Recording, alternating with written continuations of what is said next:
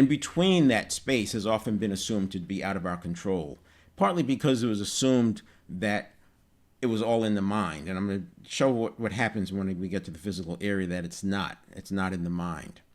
And that's the first major breakthrough in talking about this. I also would say that this stimulus response, it's more like muscle memory. Most people have heard of muscle memory, and you've experienced it. Instead of muscle memory, think of it as nervous system memory. In other words, that same principle that's at play with teaching you to do something with the muscles, you can teach yourself to have that change with how you speak, facial expressions, how you interact with people, if you're doing video, your mannerisms.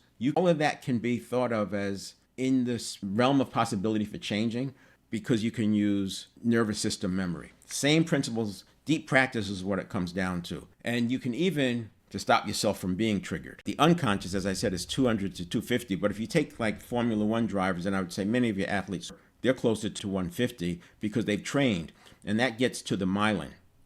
Myelin wraps the neuron and makes the neuron not only fire faster, so the impulse travels through the neuron faster, but also it's quicker. So in other words, from the stimulus to the actual start of that impulse, it gets faster because of the myelin. So it's faster and it's quicker. Here's what I do when I'm working with somebody. What I recommend you do when you start thinking about habits. But I put this reaction space in there. It's where things are actually happening. Traditional way of thinking about it was not to have that reaction, to go stimulus response. But when you put that reaction in there and you start asking yourself, what can I do? That's where you can start making some choices. So conscious processing, you have the response time, as I said, about a half a second. You still have that reaction, and then you have the response. Now, this is where the conscious mind can start coming into play.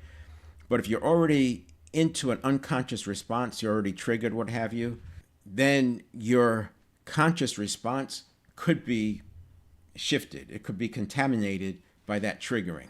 However, if we're going into the unknown, this is what I was talking about earlier, we want to change it to just a data point. If I'm in operations, I may take this reaction and give it more weight. It might have 80% weight in terms of what my response will be. But if I'm in the field of the unknown, if I'm doing something new I've never done before, this reaction may only have a 10 or 20% weight because I need to stay in my conscious mind. That's the way to think about this. That's why I put this reaction in there.